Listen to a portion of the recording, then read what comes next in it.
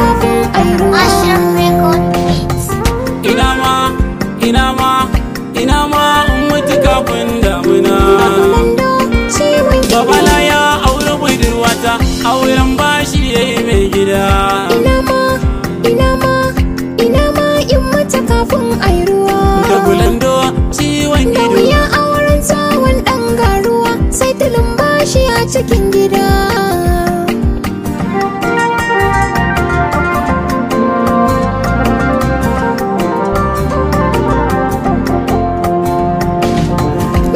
Ni nake saka kuma ne rini, a zaman karofi nake wuni. Na yi matsa da zubin zani, bauta a gida na yi matini. Wata rana an rushen gini, wani tsoho ne ya matsa mini. Mai tunani kar tambaya, kalmar so ya faɗa mini. Na ji zafi a ciki na rai, yanayin kallon da yake mini. Har na ce masa tsoho ba nugu, ƙaryar tsinke so ne ido. Babu sauran dodo-rudo, tururuwa ita ke jido. Haka na bar shi kofar gida.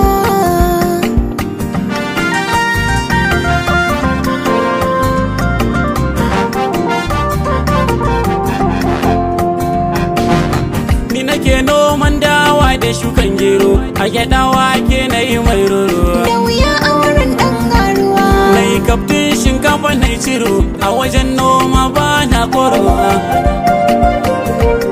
Lamarin aure na saka gaba, shi ko abba ya rike taro. Da gulando, da gulando, ciwon ido. A lallai na ga rayuwa, na zama bera ya mara kuwa. Da taro sisi na hana kuɗi, na rike nera ta yi garkuwa. Sai na ce abba na ga kuɗi, a gidan malam kai tambaya.